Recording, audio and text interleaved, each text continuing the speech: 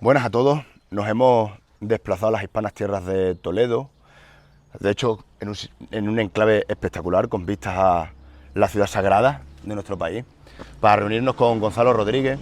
Gonzalo Rodríguez, para los que no lo conozcáis, es doctor en Historia, tiene además una tesis doctoral bastante interesante que si tuviera suficiente cerebro ya me la habría leído, tratando sobre, corrígeme si me equivoco, la tradición guerrera en la Hispania céltica, ¿no? La tradición guerrera en la Hispania céltica, eso es. Es un gran divulgador de contenido, de hecho, estudioso y experto en la tradición sapiencial.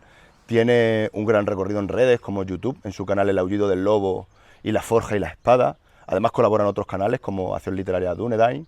Además tiene una empresa de paseo en Toledo, Paseos Toledo Mágicos, la cual recomiendo encarecidamente a todos los que quieran conocer realmente la magnitud de una ciudad como Toledo.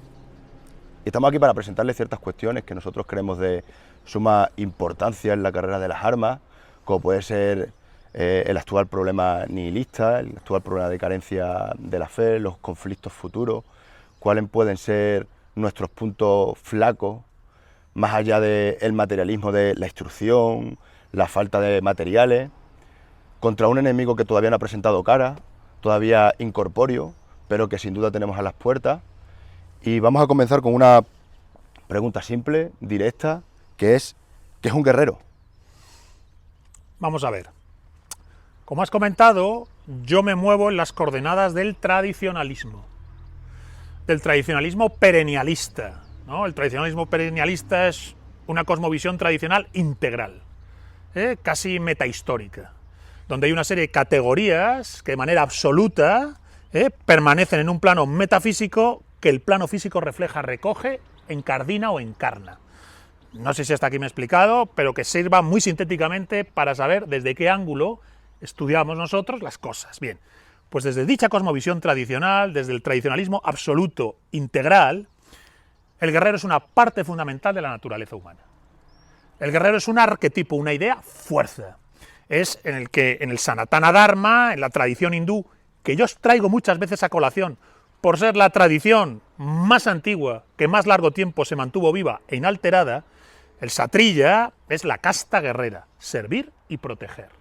Bien, pues el guerrero es un arquetipo que consagra su existencia, por un lado, a la asunción de la muerte, a la asunción de la contingencia, a la asunción de la limitación y, por tanto, la asunción de la vida como lucha y como combate.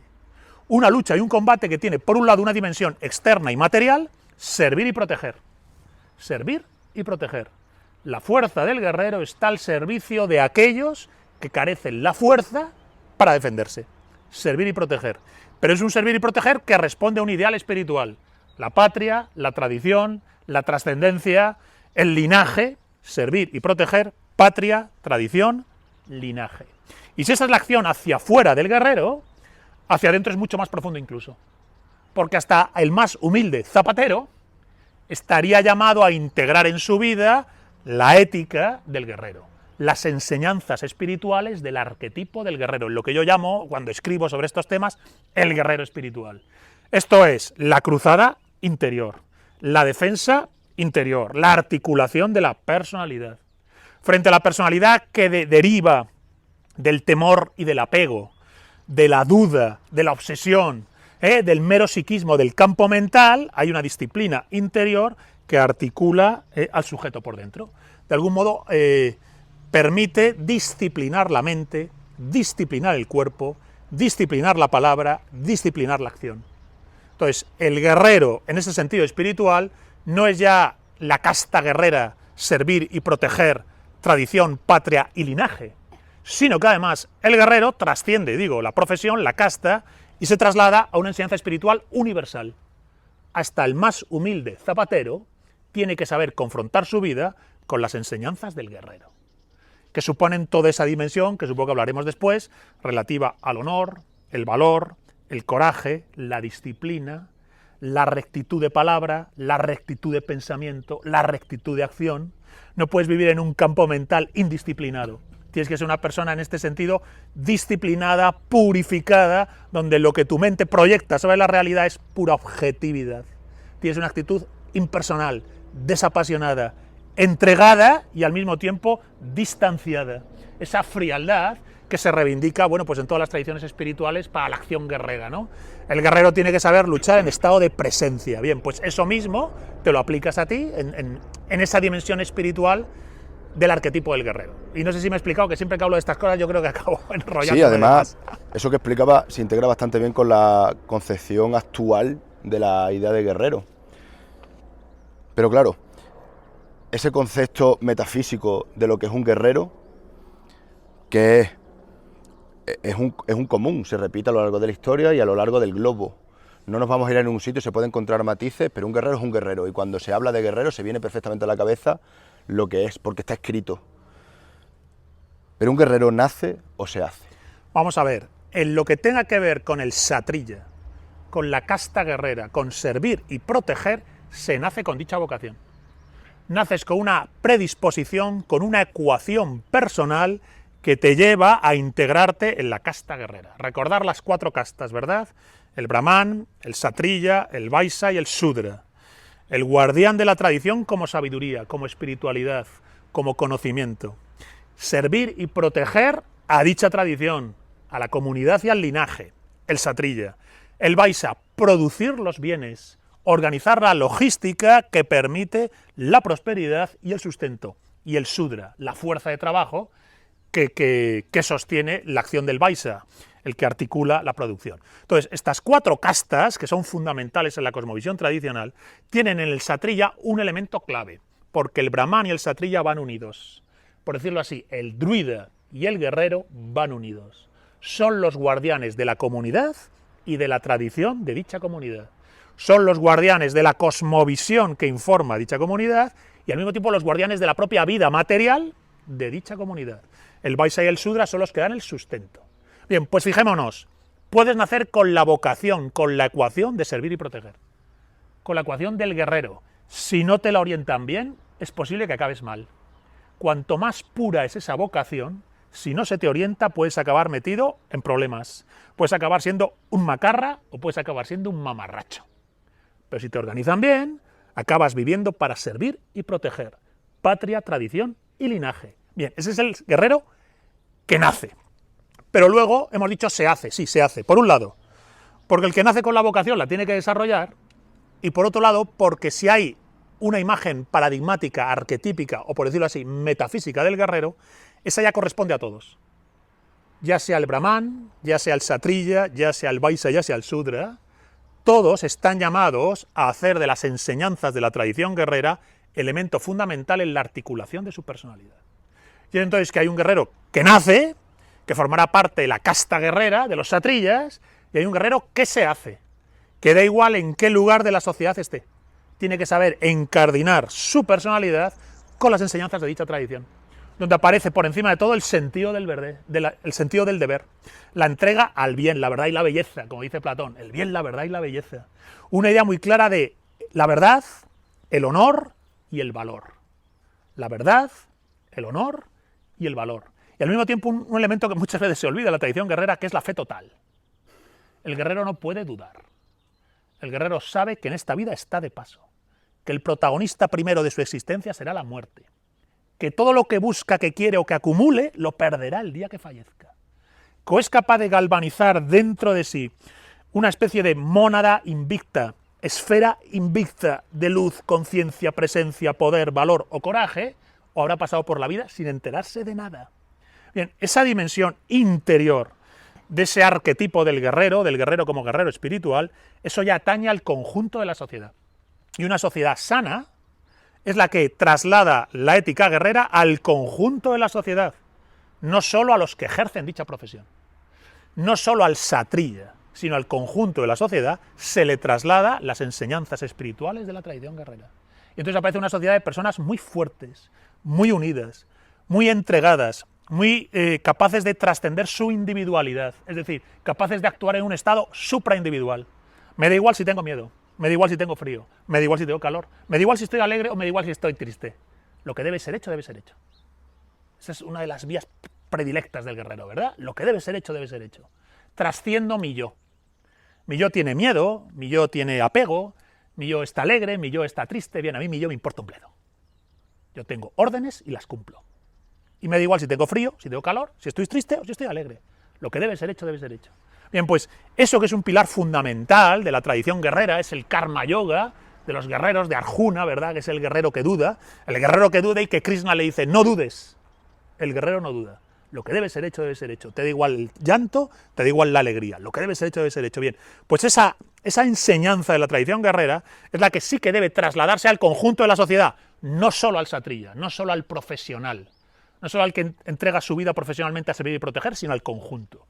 El mundo moderno se caracteriza no solo por dinamitar los arquetipos tradicionales, del druida, el guerrero, el villano, ¿verdad?, el comerciante, los dinamita, los hace saltar por los aires, sino que además niega las enseñanzas espirituales de la tradición guerrera.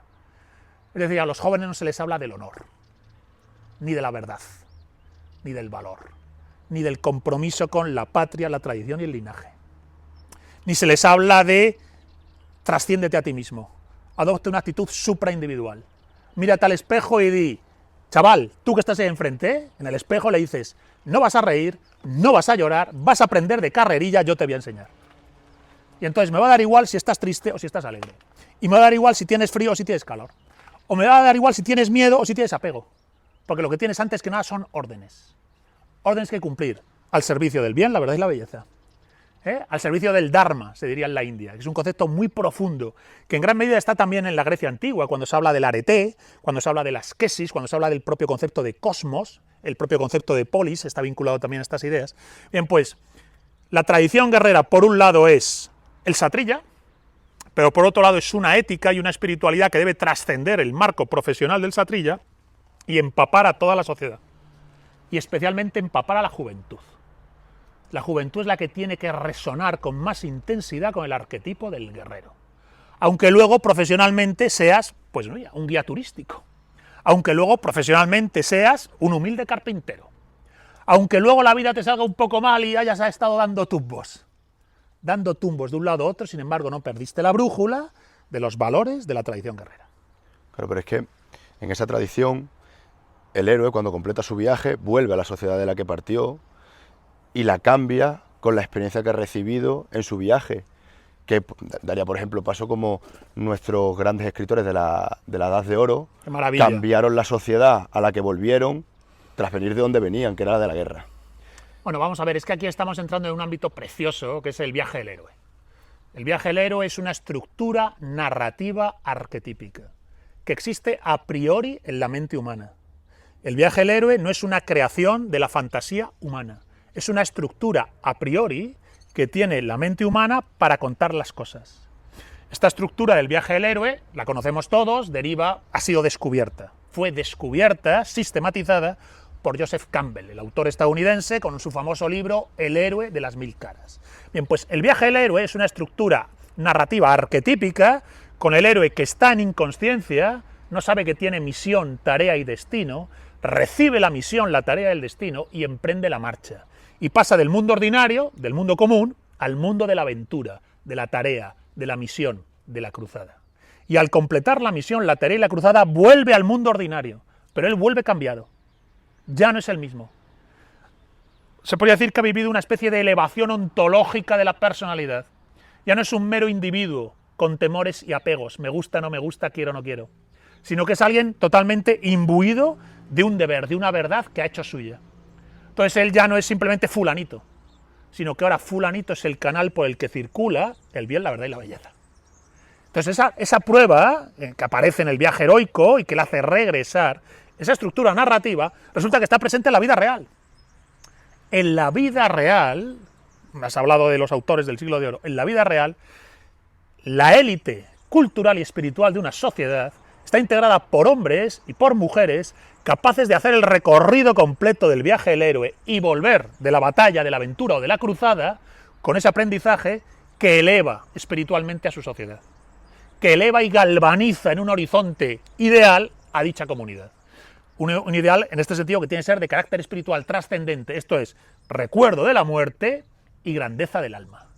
Recuerdo de la muerte y grandeza del alma frente a la muerte. Esto es una clave fundamental de la cosmovisión tradicional. Bien, eso está presente en el viaje del héroe, en esa narración arquetípica del viaje del héroe. Entonces, efectivamente, en la tradición guerrera, y no ya en la profesión de la guerra, en la tradición guerrera en cuanto guerrero espiritual, el viaje del héroe está presente. El ser humano está llamado a hacer ese viaje. Y efectivamente, cuantas más hombres y mujeres en su vida personal son capaces de hacer ese recorrido, más son capaces de traer de vuelta a su comunidad los tesoros que se consiguen por vencer al dragón. Claro, en la tradición española es muy interesante, ¿no? Como autores como Cervantes, Lope o Calderón, tras su juventud en la milicia, vuelven y se convierten en creadores de una tradición popular. Recordar, la literatura española del siglo de oro no es sofisticada, no es intelectual, no ocurre en una torre de marfil, es popular, de hecho tiene que ver muchas veces con el teatro.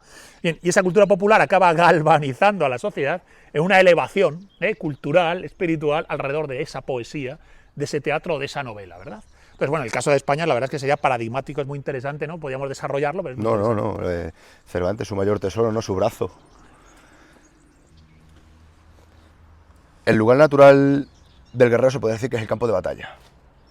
Pero actualmente, y lo estamos viendo de manera acusada con las nuevas narrativas postmodernas, ya no solamente el campo de batalla es el lugar donde el guerrero combate, y menos si tenemos esta percepción de ese guerrero, de esa idea metafísica del guerrero.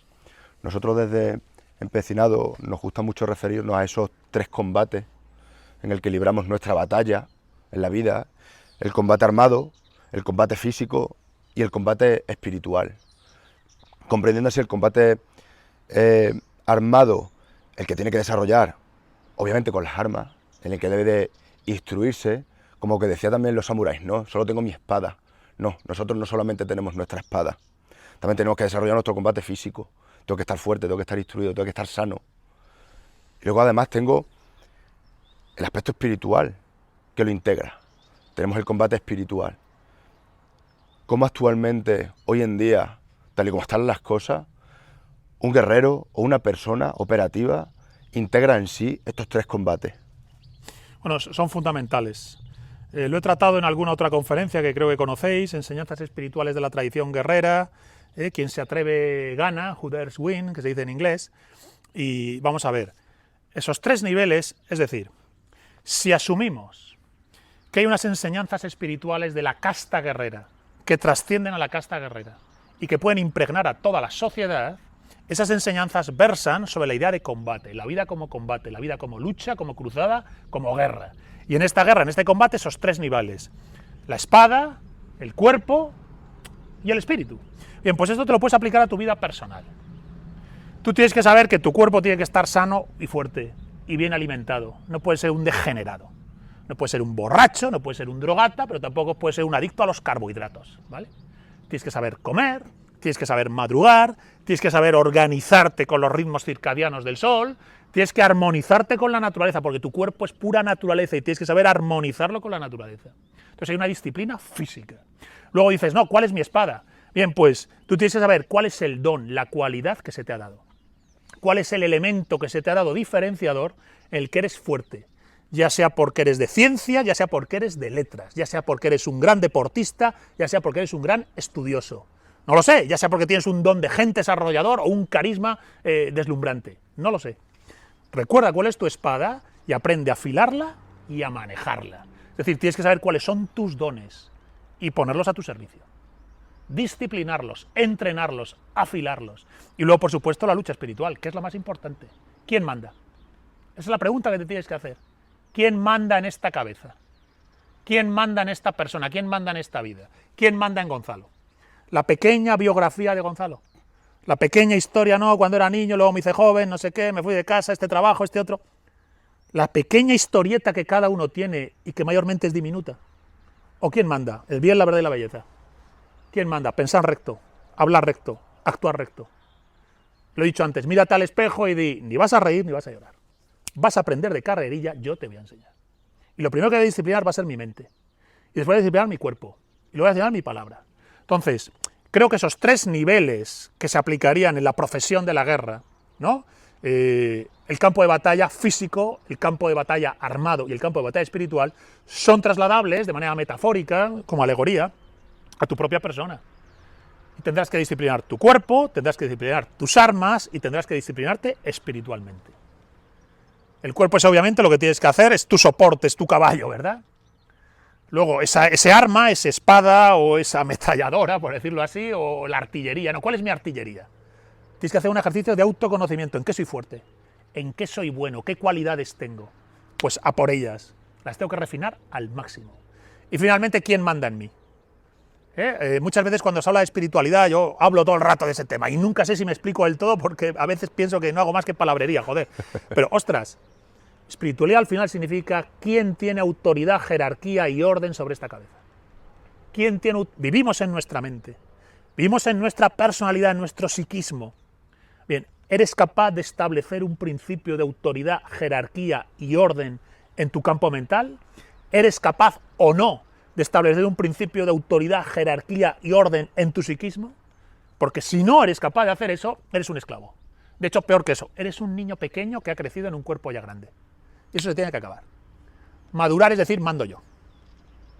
Madurar es decir, esto lo pienso, esto no lo pienso. Esto es verdad, esto no es verdad. Esto es recto, esto es torcido. Saber diferenciar lo verdadero de lo falso, lo recto de lo torcido, el camino del desvarío. Bien, pues es la disciplina espiritual, en la cual siempre hay un elemento al final de humildad, respecto de la muerte, de la vejez, de la enfermedad, de la contingencia. Hay una humildad respecto de ti mismo, es decir, joder, si tengo que contar solo con la pequeñez que es este Gonzalo, o este fulano, o este mengano, voy jodido. Ahora, si hay algo en mí que no es meramente la diminuta biografía de Gonzalo, de fulano, de mengano, la cosa cambia.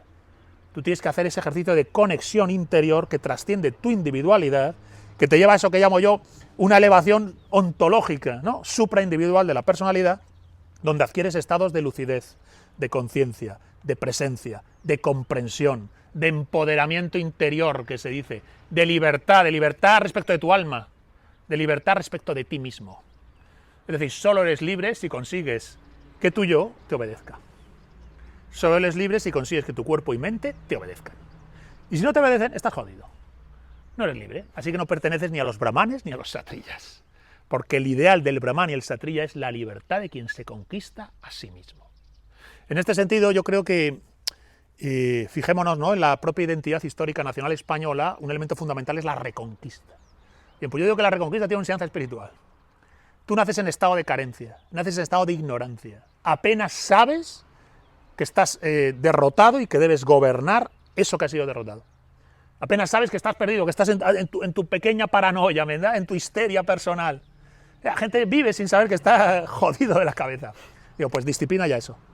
Te tienes que reconquistar a ti mismo. Tienes que salir a la batalla y disciplinarte a ti mismo. La mente, tus vocaciones, tus herramientas y tu cuerpo. Por eso yo también digo que la vida tiene que ser arete y askesis. Son dos conceptos de la tradición griega, ¿verdad? La arete, que es esa excelencia interior, el trabajo interior, y la ascesis, es la disciplina. Si no hay disciplina, olvídate, no llegarás a ningún sitio. Serás una persona común, mundana, ¿no?, de la posmodernidad, y acabarás con neurosis, depresión, ansiedad, o con algún sectarismo ideológico, o con cualquier mamarrachería de nuestra época. El mito de la auriga y los caballos, ¿no? Exacto. El auriga, los caballos y el carro. Tu cuerpo es el carro, tu mente son los caballos, tu conciencia, tu yo esencial es el auriga.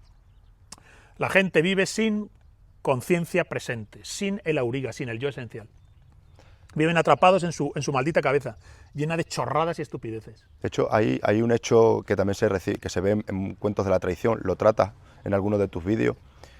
El guerrero llega un momento que reforja su espada. Bien porque se ha roto, bien porque ya no le sirve, pero llega un momento en que él dice, esto que tenía y que me conformaba ya no me vale. Ahora necesito un arma nueva. Que también extraemos una enseñanza metafísica de ello. No es que necesito un hierro que corte nuevo. No se trata nunca de eso. Pero necesito otra cosa. Ya no me vale el pasado. Atrás. Sí. Lo que pasa es que conforme tú vas elevando ontológicamente tu personalidad por encima de tu mera egoidad, de tu mero yo fenomenológico, o sea, conforme te vas elevando respecto de ese yo fenomenológico, que es el que prodiga el mundo moderno, El mundo moderno quiere que te identifiques unilateralmente con tu pequeña biografía, con tu yo fenomenológico, con quiero o no quiero, siento o no siento, pienso o no pienso, ¿verdad? Quiere que te identifiques con eso. Bien, conforme tú te vas elevando por encima de ese yo fenomenológico y vas galvanizándote en torno a ese yo esencial, hay cosas que vas dejando atrás. Dices, esto que antes me servía ya no me sirve. Esta obra que antes me inspiraba me sirvió, pero ahora la dejo atrás. Entonces tú vas cruzando puentes y los vas quemando. Vas cruzando puentes y lo vas quemando, porque ya no hay marcha atrás. Conforme te vas elevando, ya no hay marcha atrás. Y entonces se produce una modificación de la personalidad. Pero es una modificación que podríamos decir que tiene que ver, paradójicamente, con que tu mera personalidad fenomenológica cada vez ocupa menos lugar en ti. Tu yo personal, diminuto, ¿no? Me gusta, no me gusta, quiero, no quiero, cada vez ocupa menos en tu vida. Te da igual lo que te guste y lo que no te guste. Te da igual lo que quieres y lo que no quieres. Lo único que haces es cumplir con tu deber. Yo a veces uso la imagen, aunque puede resultar un poco ridículo lo que voy a decir, ¿vale? Es un poco caricatura. Yo a veces uso la imagen de Terminator, ¿os acordáis de la película de Terminator, verdad? Terminator 2, ¿verdad? Él tiene órdenes. A Terminator le da igual si hace frío o si hace calor. Le da igual si está triste o si está alegre. Simplemente tiene que hacer lo que tiene que hacer. Conforme tú vas construyéndote de una manera supraindividual, más encarnas ese ideal de arete. Lo que debe ser hecho, debe ser hecho. Buda muere diciendo lo que debe ser hecho, debe ser hecho. Digo, no, Buda muere diciendo, no dejéis de esforzaros, lo que debe ser hecho, debe ser hecho. Casi podría sintetizarse en esas dos frases el argumento del arete clásica del mundo griego, el argumento mismo de la tradición guerrera como espiritualidad, como guerrero espiritual. ¿No? Como aquellos versos del guerrillero español, ¿no? No haya su duro risco vedado, quejas no quiere. Claro. Que es tremendo y resume mucho de la idiosincrasia guerrillera española. Bueno, porque el guerrero en todos los ámbitos históricos, pero en el caso español es muy evidente, no puede andarse con zarandajas. Viriato, ¿verdad? ¿Os acordáis de Viriato cuando los romanos hablan de Viriato? Le da igual el frío, le da igual el calor. Le da igual la victoria, le da igual la derrota. Lo que debe ser hecho, debe ser hecho. Él no celebra la victoria con borracheras ni jaranas. No, lo traes en un vídeo, ¿no? Viriato apoyado en su lanza. Sí, Viriato apoyado en su lanza, desprecia las joyas y las riquezas. No he venido a ser rico. He venido a ser jefe de mí mismo y a liderar la guerra. La guerra contra quien me oprime. Defiendo tradición, patria y linaje. Entonces es un satrilla total. Yo digo que Viriato es un personaje histórico que, tal como nos llega por las fuentes, es un satrilla absoluto. Y como satrilla absoluto, él cumple su papel en su comunidad. Pero como enseñanza espiritual trasciende, ¿verdad?, a la profesión guerrera. Como he dicho antes, hasta el más humilde zapatero se podría sentir inspirado con ese guerrero total, con ese satrilla absoluto, que es Viriato, tal como le retratan las fuentes. Bueno, pues he usado la imagen de Terminator, que es un poco kitsch. Venga, dejémosla de lado. Vamos a por Viriato. ¿Qué le pasa a Viriato, verdad?, cuando se lee sobre él? Bien, pues está encarnando esa dimensión supraindividual de la personalidad. De hecho, cuando lees sobre Viriato, apenas parece que esté presente en su manera de comportarse nada de lo que él le ha podido pasar o nada de lo que él pueda sufrir en su alma, de amores o penas, nada de eso está presente. Él no tiene un ego que se queja o que demanda. Él no tiene un yo que dice quiero, demando, lamento o sufro, ¿no? Él es una fuerza en marcha. Es acción pura, desnuda. No, de hecho su labor era tan elevada que solamente la traición le vence. Solo la traición le vence, y los propios romanos, cuando recogen a posteriori la vida de Viriato, le recogen como un héroe estoico. Es decir, cuando los romanos pretenden corregir sus costumbres y aparece la filosofía estoica, retratan a veces a los bárbaros como paradigma estoico en contraste con la decadencia de Roma.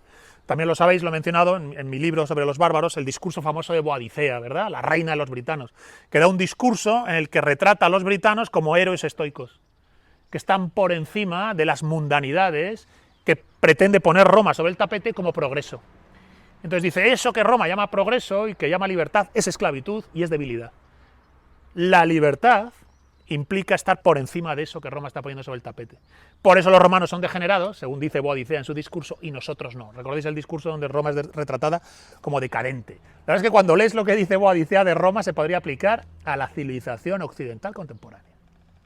Entonces necesitamos bárbaros, como yo digo, necesitamos bárbaros. ¿Qué bárbaros? No, los bárbaros que aparecen ahí retratados, con ese ideal estoico y guerrero. Entonces, el ideal guerrero, si conseguimos verlo en su enseñanza espiritual, trasciende no ya su ejemplaridad histórica en Viriato, y trasciende no ya la propia profesión militar, porque lo que te da es una antropología completa, que sirve a cualquiera, hombre o mujer, guerrero o campesino, porque lo que te da es una disciplina de formación interior, donde aparecen 3 elementos que habéis mencionado antes vosotros, ¿verdad? Duro, técnico y creyente. Duro, técnico y creyente. Duro significa que estás fuerte por dentro, que no vas a flaquear, que eres impermeable a tus propias flaquezas. Duro porque eres impermeable a tus propias flaquezas. Técnico porque te conoces a ti mismo y sabes cuáles son tus vocaciones, tus herramientas y tus dones. Y vas a sacar provecho a los dones que la vida te ha dado. Y vas a poner toda la carne en el asador, vas a sudar la camiseta al máximo. Si eres de ciencias, si eres de letras, y si eres de todo, mejor que nada. Abrazarlo todo si puedes. Y finalmente, creyente, por supuesto. No soy este cuerpo, no soy esta vida, no soy esta mente. Toda esta cosa pequeñita en la que vivo se la comerán los gusanos, será polvo y cenizas. Soy la luz, la fuerza y el poder que a través de mí vibra. Más allá de las flaquezas de este cuerpo, de esta mente y de esta vida. Bueno, de nuevo ese soy la luz, la fuerza, el poder y la victoria que a través de mí vibra. Más allá de las debilidades y flaquezas de donde estoy, es otra clave fundamental del mundo tradicional. En Platón y en el Sanatana Dharma, en San Agustín y en el budismo. Es una sabiduría perenne. El mundo moderno se basa en negar la sabiduría perenne. No hay nada más antitético al ideal tradicional del guerrero que el sujeto posmoderno. No hay nada más antitético al ideal tradicional del guerrero que el sujeto de la posmodernidad, el globalismo y la deconstrucción.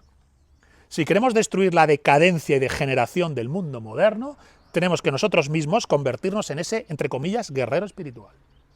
Y llevarlo a gala.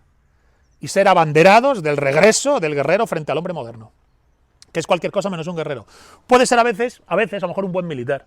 Y a veces un hombre de negocios de colmillo retorcido. Un motherfucker. Pero eso no es el guerrero espiritual. Quien realmente contesta a la degeneración y a la decadencia de la posmodernidad, el globalismo y la deconstrucción es ese arquetipo del guerrero, más necesario a día de hoy que nunca. Y más para una juventud que está completamente agilipollada. Hay que poner la fe en el joven que quiere ser ante todo y por encima de todo émulo de Viriato. Hay una frase que además nos gusta especialmente porque la rescatamos de un instructor norteamericano con un recorrido de las operaciones especiales espectacular, que dice aquello de: prefiero ser un guerrero en un jardín que un jardinero en una guerra. Y esto me recuerda también mucho a aquella, la recordaremos probablemente todo, aquella escena del último samurái, de Katsumoto, reflexionando sobre la flor de cerezo, observándola. Este guerrero, instruido en el combate, integrada a la idea propia de guerrero, identificándose como tal porque sabe lo que es, independientemente de la contingencia en la que vive. Ese jardinero que antes portaba una espada, a lo mejor aporta unas tijeras de podar, y reflexiona sobre la futilidad, ¿no?, de las flores. ¿Cómo puede vivir un guerrero instruido para el combate, que lo ama, que tiene una pulsión casi que lo desea, aunque llega a querer y sabe que probablemente sería la vivencia más horrible que pudiera vivir, que es la de la guerra, estar lanzado en una picadora de carne, pero tiene algo que le llama, porque es algo que tiene integrado en su ser? Ese guerrero, ¿cómo vive en paz de alma? ¿Cómo consigue esa quietud de Katsumoto de reflexionar sobre las flores cuando sabe que sus manos están hechas para la guerra? Bueno, yo creo que por un lado, el guerrero, como dice el Lanzarote del lago en Excalibur, dice: soy un guerrero, me debo a la búsqueda de la paz. Entonces el guerrero vive en paz interior. El guerrero vive en paz interior y en guerra hacia afuera. Dentro de sí hemos dicho que hay orden, disciplina, hay autoridad, jerarquía y orden. El hombre moderno es pacifista y hacia adentro está grillado, ¿verdad? Está enloquecido, está en guerra. Bien, pues esto es al revés. El guerrero está en paz interior. Tiene un centro interior inamovible. Tiene la mónada invicta, que dicen los neoplatónicos. Hay una esfera perfecta dentro de él. No se mueve, se mantiene en calma profunda. Un rasgo característico del guerrero es que es capaz de hacia afuera ser garras y colmillos y hacia adentro mantenerse siempre en calma profunda. Su mente, su alma, su voluntad está disciplinada, está dirigida desde su yo esencial, desde su yo supraindividual. Entonces, el guerrero se debe a la búsqueda de la paz hacia adentro. Y hacia afuera es servir y proteger. Patria, tradición y linaje, ¿verdad? En todo el sentido amplio que puedan tener estas 3 palabras. Pero si vive una época de paz, él puede ser un perfecto jardinero. o un perfecto barrendero. Puede hacer lo que sea, siempre y cuando esté conectado con su esencia y recuerde que él está llamado al combate si llega el momento del combate. Es decir, él puede notar dentro de sí la vocación, el deseo de la gloria, la alegría heroica de la muerte en combate. Puede tener dentro de sí esa llamada, pero lo que debe ser hecho, debe ser hecho. Así que si llega el momento de la gloria heroica, iré cantando a la tumba si he podido morir espada en mano. Pero si no llega el momento de la gloria, no pasa nada. Lo que debe ser hecho, debe ser hecho. Si me toca ejercer de jardinero, ejerceré de jardinero, porque en mí mismo yo soy guardián, soy protector. Y si la vida me llama a la guardia y la protección, la ejerceré sin dudar. Porque hemos dicho duro, técnico y creyente. No puede haber dudas ni en el alma del brahman ni en el alma del guerrero. El Vaisa y el Sudra, las fuerzas de producción, pueden tener dudas. Ellos sí pueden ser mundanos y terrenales. Pero quien realmente guarda el alma de una tradición y de un pueblo, el druida y el guerrero, no pueden tener esas dudas. Pueden luego ejercer de lo que sea. Fíjate que me dices, ¿puede el guerrero ser jardinero? A veces se dice, ¿puede el maestro ser un humilde barrendero? Hay leyendas, sobre todo en Oriente, donde el que está buscando un maestro, el día que lo descubre, resulta que el maestro es un barrendero. Le dice, no, pues soy maestro, puedo hacer cualquier cosa. Entonces, cuando tú tienes la esencia tan decantada, tan galvanizada, cuando estás tan seguro de ti mismo, si llega el momento de morir espada en mano, pues irás con alegría heroica, claro que sí. Y si no llega el momento, no pasa nada, lo que debe ser hecho, debe ser hecho. No puedes estar pendiente del quiero, no quiero, me gusta, no me gusta, me apetece, no me apetece. Viriato no hacía eso. De hecho, hay una historia que no sé si conocerás, una novela. Pertenece a una trilogía, únicamente hay publicados 2 libros. El primer libro se llama El nombre del viento, el segundo El temor de un hombre sabio. Sí, he leído el primero, fíjate. El primero lo leí y, bueno, se me hizo un poco pesadito. Sí, pero me gustaría retomar el segundo, ¿no? De fantasía heroica, ¿no? De sí, una novela de fantasía. Pero simplemente un hecho, el personaje principal es un héroe, curtido en batalla, que cuando ya ha terminado su vida, regenta una taberna. ¿Sí? Y en su taberna tiene colgada su espada sobre una madera oscura, con una frase abajo que pone, cuidado con el delirio. Y está ese hombre que ha vivido lo que ha vivido, limpiando su taberna, recepcionando guerreros que vienen del reino y mucha más gente con la que se junta, pero se narra en una de las partes, en uno de los capítulos que se llama Los 3 silencios, y está ahí con su bayeta, pero mirando a la espada, cuidado con el delirio. Y uno reflexiona, ¿no? ¿El delirio de qué? De que no soy tabernero, de que fui eso y podría seguir siéndolo. Te deja una puerta abierta, ese cuidado con el delirio. Parte, qué interesante. Pues el temor de un hombre sabio, ¿verdad? El temor de un hombre sabio. Me leí la primera, la dejé aparcada. La primera me dejó un poco así irregular. El segundo es mejor. Pero vaya, voy a hacerme con el segundo. Pues es muy bonito lo que estás planteando, claro que sí. Es que, vamos a ver, lo que tú eres en cuanto al druida, al guerrero, el comerciante, el villano, lo que eres en tu esencia, lo tienes que mantener a lo largo de las distintas etapas y ciclos de tu vida. Lo tienes que mantener más allá de las peripecias vitales que te llevan a haber sido legionario y al dando el tiempo a haber sido tabernero. Lo que tú eres en esencia lo tienes que mantener. Las enseñanzas espirituales que te traslada tu casta son para siempre.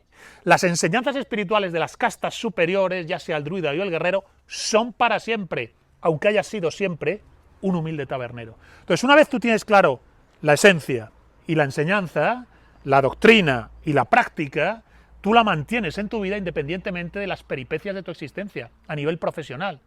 Casado, separado, con hijos, sin hijos, padre de familia, padre divorciado, con dinero, con menos dinero, con un éxito profesional y con un menor éxito profesional, con una empresa tuya o trabajando de funcionario. Da igual la peripecia personal en la que estés.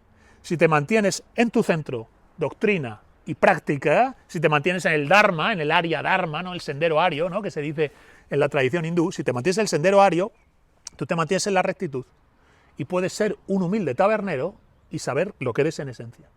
Y ese cuidado con el delirio, fíjate que es una vigilancia de la mente. Cuidado con el delirio vuelve a ser una vigilancia de la mente. A quien tienes que tener atado en corto es al yo fenomenológico. Al quiero, no quiero, pienso, no pienso, estoy fantaseando. Cuidado ahí. Diferenciar lo verdadero de lo falso, lo recto de lo torcido, lo natural de lo antinatural. Muchas veces se olvida eso a día de hoy, ¿verdad? Está lo natural y lo antinatural. Ostras, no hagas nada antinatural. No vayas en contra del orden natural nunca. No vayas en contra nunca del pensamiento recto, de la palabra recta, de la acción recta. Disciplínate bien, pues evita el delirio, va por ahí, ¿no? Entonces, yo creo que efectivamente, bueno, pues la novela la voy a tener que leer, El temor de un hombre sabio, ¿no? Me habéis hecho el spoiler un poco, pero bueno, da igual. La experiencia literaria es valiosa per se, supongo, ¿no? Lo hemos dicho, bueno, lo has dicho mejor, vivimos en la época de la carencia. Pero claro, hay pulsiones en las personas que te empujan a rellenar esos huecos vacíos. Estamos viendo, y sobre todo de manera acusada y además de narrativas que nos vienen importadas, mucho de la cultura anglosajona, americana, esa búsqueda por doctrinas orientalistas de nueva era, pseudoestoicismo, que no terminan de serlo, ¿no? De que cojo el libro de meditaciones de Marco Aurelio y ya soy estoico. Sí, me leo el Bhagavad Gita y ya soy un satrilla. Exactamente. Pero cuando uno trata de profundizar en ello, lee, observa, parece ser que sí que hubiera cosas operativas dentro de todo esto. ¿Realmente lo hay? ¿Hay límites? Vamos a ver, lo que me estás planteando es un tema muy interesante y es: el mundo moderno es una puta mierda, ¿verdad? Nos desarraiga. Nos ofrece progreso técnico, progreso científico y para todo lo demás nos deja en bragas. ¿No? Y tenemos un signo de la enfermedad mental actual. Eso, o sea, la evidencia más clara, hay que decirlo, la evidencia más clara es que nuestros abuelos y bisabuelos en general eran personas cuerdas, sensatas y cuerdas, hasta el más humilde campesino de los montes de Toledo, que era cabrero, era una persona cuerda, y a día de hoy casi todo el mundo está medio loco.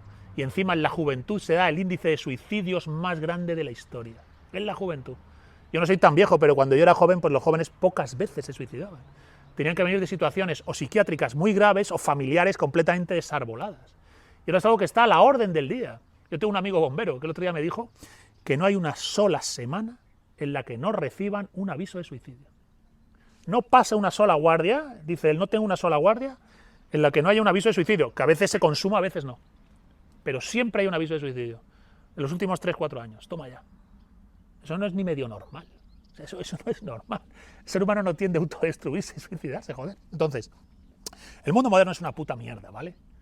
Porque nos ofrece el progreso técnico, el progreso científico, el progreso sanitario que todos celebramos. Por eso estamos grabando esto. Si aquí nadie se opone a la tecnología, pero te opones al desarraigo. Te opones a la ausencia de un horizonte de trascendencia.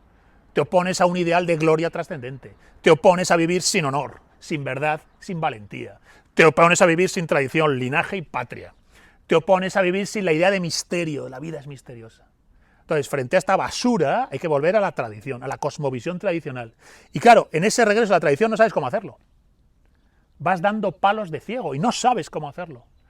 Y entonces, bueno, pues te llega a través de internet el estoicismo, que es una de las perlas de la tradición romana, que además está prendada entera de sabiduría perenne, de sabiduría universal y perenne, más allá del paso de los siglos. Entonces, de repente bebes del estoicismo, pero el propio mundo moderno lo convierte en un producto de consumo. Y efectivamente te lees a Marco Aurelio y crees que eres estoico. O te llega el Sanatana Dharma, yo lo he estudiado mucho y explico muchas veces por qué, ¿no? Porque es la tradición indoeuropea viva más antigua. Desde el Rig Veda en la Edad del Bronce hasta el tantrismo y el sivaísmo, un ciclo entero, sin modificarse en lo esencial, esa tradición indoeuropea de Oriente, con una serie de conceptos, podríamos decir en el glosario sánscrito, que tienen espejo en lo más antiguo de la tradición europea. Bien, entonces tú vas dando palos de ciego y te lees la Gita y te apuntas a yoga. Y sigues perdido igual, porque también eso se ha convertido en un producto de consumo putrefacto de nuestra era. E incluso dices, bueno, pues vuelvo a Cristo y vuelvo a la Iglesia. Y intentas acercarte a la tradición cristiana española y San Juan de la Cruz y Santa Teresa de Jesús, nada te turbe, nada te espante, quien a Dios tiene, nada le falta, solo Dios basta. Pero luego te encuentras la Iglesia contemporánea y el Papa Francisco. Y dices, ostras, ¿dónde están los carlistas? ¿Dónde están los templarios? ¿Dónde está la cruzada? ¿Dónde está Fray Luis de León? Le tengo en los textos, pero está vigente en el cristianismo presente a día de hoy. O el cristianismo también es una moñada del mundo contemporáneo a día de hoy. Entonces vas dando palos de ciego y no sabes qué hacer. O incluso dices, no, por la tradición clásica, y estudias a los platónicos, ¿verdad? Estudias a Plotino, y la contemplación de los textos te eleva, y encima ves el paralelismo, ¿no?, con los textos hindúes, y dices, ostras, qué maravilla. O bueno, como le ocurre a mucha gente, te haces vikingo. La tradición vikinga, gracias no sé, a su proceso histórico al margen, ¿no?, de Roma y de la cristiandad, pues a través del mundo vikingo, yo lo he defendido muchas veces, a mí me encanta, a través del mundo vikingo tienes una ventana a la Edad del Hierro, a la cultura heroica de la Edad del Hierro y al paganismo ancestral, ¿verdad? Bien, pero ¿qué ocurre? Que se acaba convirtiendo en un cliché.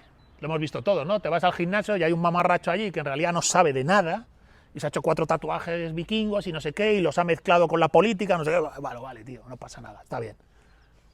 Ahora, ¿qué ocurre? Que yo no voy a despreciar esos palos de ciego. Yo no voy a hacer burla, ni mofa, ni befa de los palos de ciego, porque son un buen síntoma.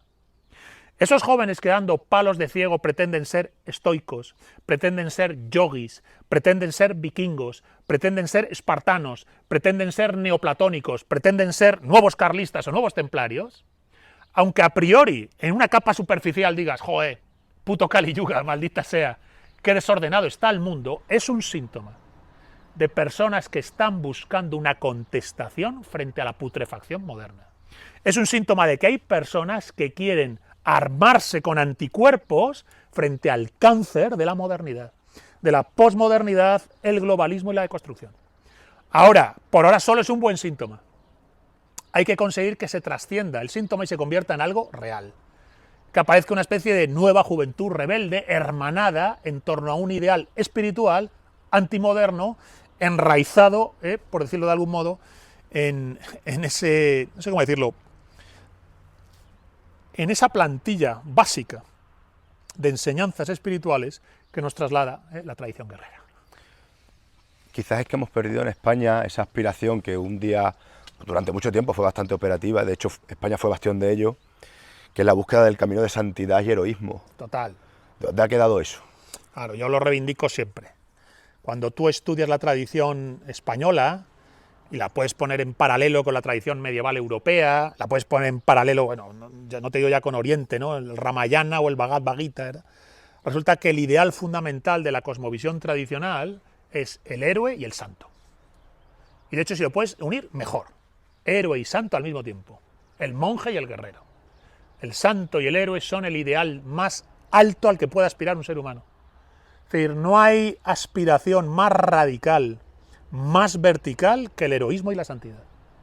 En el heroísmo y la santidad trasciendes tu mera individualidad, encardinas el bien, la verdad y la belleza, te proyectas sobre el mundo y lo enriqueces con bien, verdad y belleza, y dejas de ser fulano o mengano y te conviertes en un vector a través del cual la luz de lo alto se manifiesta en el mundo.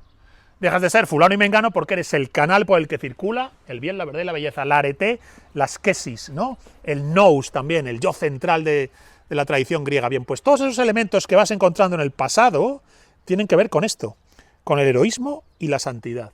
Entonces, claro, el tipo humano de la contrarrevolución, el tipo humano que se opone a la subversión posmoderna, tiene que aspirar a la santidad y al heroísmo. Tiene que aspirar a la luz, la fuerza y el poder del espíritu, dentro de sí. Tiene que poder decir, me puedes matar, me puedes destruir, me puedes descuartizar, pero no puedes vencerme. Así. Dentro de mí soy ya invulnerable. ¿No? Y además que no son simples historias escritas en libros muy antiguos, sino que además son historias vivas, porque uno ve a nuestro insigne español Ignacio, podría llamarse, ¿era cómo se llamaba? El que en Londres... Sí. Ignacio Echeverría. Ignacio Echeverría, que en Londres es llamado a ser un héroe y encarna el arquetipo del héroe defendiendo la vida de los inocentes, armado con un skate, monopatín. ¿no? Sí. O tenemos la otra figura también del gendarme francés que entregó su vida para ser sacrificado por un yihadista hace pocos años, ¿no? O sea, cuando tenemos ejemplos vivos, plenamente operativos en nuestra realidad, si es que tampoco hace falta ni siquiera recurrir a libros del siglo XIV. Es que simplemente viendo las noticias a diario vemos ejemplos de ello. Bueno, pero es que el papel del ejemplo es fundamental. Es decir, tiene que haber ejemplaridad, tiene que haber conversación en torno al fuego y en torno a la ejemplaridad, y tiene que haber deseo de experimentar el camino del santo y el camino del héroe. Es decir, tienes que saber cuál es tu héroe, para que su figura ejemplarizante te corrija, te enderece y te conmueva, te eleve el alma. ¿Quiénes son tus héroes? Tienes que saber tener héroes. Tienes que saber tener la conversación en torno al fuego. cuál es nuestra tradición, cuáles son nuestros héroes, qué aprendemos de ellos. Es decir, tienes que saber compartirlo. Y luego al mismo tiempo tienes que saber experimentarlo, tienes que salir al mundo, mezclarte con la vida y tener experiencias, tener cicatrices, ¿no? Como se decía antes, llega a la tumba con cicatrices. Bien, pues tienes que tener experiencia, tienes que salir al mundo a implementar en tu vida la santidad y el heroísmo. Las dos son dos formas de renuncia, la una es una renuncia contemplativa, la otra es una renuncia activa. En realidad las dos son las dos caras de una misma moneda. Todo santo tiene algo heroico, todo héroe tiene algo de santo, y ninguno de los dos tiene nada de pequeño burgués. El ideal pequeño burgués pues no va con la santidad ni el heroísmo, pero el ideal proletario, ¿no?, de las ideologías marxistas tampoco. Estamos tan imbuidos de las ideologías modernas que parece que todo lo pensamos en términos de clase económica, de materialismo económico y demás, y todo eso al final no sirve para nada. Yo siempre digo, dejar atrás a Adam Smith, dejar atrás a Carlos Marx y leer los textos fundamentales de la tradición sapiencial. Más vale el guerrero arquetípico que el debate de la lucha de clases, porque lo que tiene que haber no es lucha de clases, es organicidad del cuerpo social. Organicidad del cuerpo social. La lucha de clases en sí misma ya sería un nihilismo. La lucha de clases empieza ya con las revoluciones burguesas, ¿verdad? Ya se carga el antiguo régimen, que a su vez ya se cargó el orden estamental medieval. Es la fiebre. Entonces, esa fiebre enloquece y recalienta y produce el desorden de nuestra época. Entonces, que esos pequeños síntomas que antes hemos hablado, sepamos verlos como una posible semilla que bien encauzada, bien adoctrinada y bien formada, puede ser, andando el tiempo, una palanca de fuerza contra los tiempos que corren. Acabo de recordarlo. Una frase que le dice Legolas a Gimli en El Señor de los Anillos, de que estos seres humanos siempre están plantando semillas. A veces nacen, a veces no, pero siempre están plantando semillas, ¿no? Tu último libro, llamado Hispanofilia... Bueno, hay otro después, se publicó Historia de los pueblos bárbaros de Europa. Cierto. Pues ni aun queriendo caer en hispanofílico, si está bien dicho esa palabra, si algo ha dado España en la historia de la humanidad son guerreros. Más guerreros arquetípicos. Y no tenemos épocas donde no encontremos. Exacto. ¿Hay algún nexo común entre esos saltos de historia donde podamos identificar qué pasa en ese país, qué ocurre en esa península, al fondo de Occidente, que da esa clase de guerreros? Vamos a ver, sí, ¿no? De Numancia a la batalla de Simancas, Ramiro II. De la batalla de Simancas a la batalla de Castelnuovo, ¿verdad? Los tercios, vengan cuando quieran. De la batalla de Castelnuovo a Blas de Lezo, ¿verdad? Y de Blas de Lezo, voy a decirlo así, a la batalla de Krasnivor. Toma ya. ¿Qué es lo que ha pasado ahí? Mirad, nosotros, desde la cosmovisión tradicional, no podemos ser racistas. El racismo es una cosa moderna, surge en la segunda mitad del siglo XIX, está entreverado del darwinismo, del biologicismo, de una suerte de materialismo biológico, entonces el racismo al final no es verdad. Nihilismo puro. El ser humano no funciona así, el ser humano no es un animal, entonces no le puedes hablar en términos de raza. Otra cosa es que sí existan los blancos, los negros, eso existe, pero no se puede hacer de esa realidad biológica, natural, el valor 10. Ahora, una cosa es que el racismo sea en cierta medida una distorsión de la modernidad respecto a un elemento natural, y otra cosa es el linaje. En la cosmovisión tradicional se tiene linaje, se tienen antepasados. La clave del sujeto son sus raíces, su linaje, sus antepasados. Los cuales, bueno, pues no entras a valorar si son exactamente de pedigrí, no entras a valorar si son de pureza racial. Lo importante es que son un proceso histórico y antropológico que te llega. Bien, pues yo creo que lo que va de Numancia a la batalla de Simancas, de la batalla de Simancas a los tercios, de los tercios a Blas de Lezo y de Blas de Lezo a Krasnivor, es el linaje. España, ya sea por sus condiciones históricas, antropológicas, por las peripecias por las que ha pasado, o vete a saber por qué, no entro ahora mismo a valorarlo, sí generó un linaje de una especie de ímpetu o cualidad guerrera especialmente llamativa. O sea, yo siempre digo, Hernán Cortés es el hombre de acción más grande que ha dado la humanidad. El conquistador Hernán Cortés es un personaje increíble, tan increíble como lo es el guerrillero Viriato, o como son los tercios, hemos dicho, en Castelnuovo, ¿verdad? O como la batalla de Krasnivor, que dices, pero bueno, ¿de verdad se participó en esa batalla, en esas condiciones? Y nadie dio un paso atrás, todo el mundo dijo, venga, adelante. Pero sí parece imposible, ¿no? Entonces, eso ha existido. Pero para mí lo importante no sería tanto decir, hay un linaje español donde se manifiesta de manera especialmente brillante y ejemplarizante la tradición guerrera, porque eso ocurre. Eso es evidente. Aquí la cuestión es que eso ya no está presente. El español contemporáneo es un mindundi. El español contemporáneo está básicamente debilitado en el alma. Que mira, oye, yo no soy un Mindundi, vale, sí, efectivamente.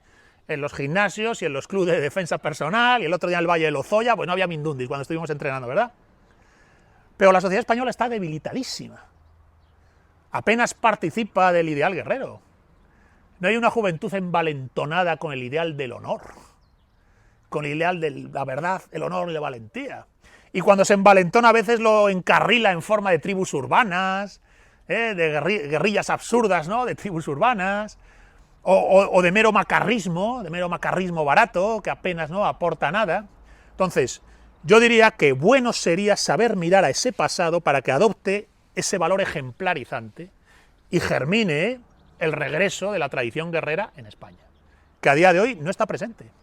El español medio a día de hoy, bueno, cuando hacen encuestas, ¿no? ¿Qué español está dispuesto a morir por la patria? Ni el 30% me parece que sale, ¿no? Imaginaos una sociedad que dijeran, ¿quién está dispuesto a morir por la patria? El 100%. Todos.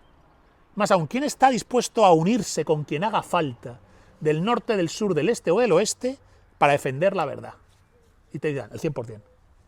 Así eran los espartanos, ¿eh? Sí, es verdad que es que pareciera que España siempre fluctúa entre esos dos extremos, de la nada al todo. Y soy capaz de olvidarme de que tengo rey y patria a estar obrando mañana las mayores gestas junto... No se sabe por qué pulsiones, si es por camaradería, si es por su fe a Dios, si es por mero arrojo en la batalla de que tengamos algo en la sangre quizás que te empuje a ciertas cosas, pero sí es cierto de que incluso en época, y no hace falta irnos a Krasnivor como último ejemplo, nos podemos ir a Nayaf, 2004, españoles que fueron lanzados a Irak a una misión humanitaria, y lo entrecomillo, pero que con poca instrucción, sin materiales, y de la noche a la mañana tuvieron que defender con garras y dientes, entrando en unas acciones de combate espectaculares, las cuales personalmente conozco a algunos de los que estuvieron partícipes, sin saber que iban a eso, y sin haberles preparado para eso. Y se defendieron contra miles de milicias musulmanas que se lanzaban contra su base. O sea, incluso en nuestra época, sí, eso incluso en despierta. época presente, Incluso en en época una cosa tan reciente como el 2004, hace 20 años escasos, sí. se dio una muestra de que emergió ese coraje. La verdad es que es difícil saber el porqué o de dónde viene.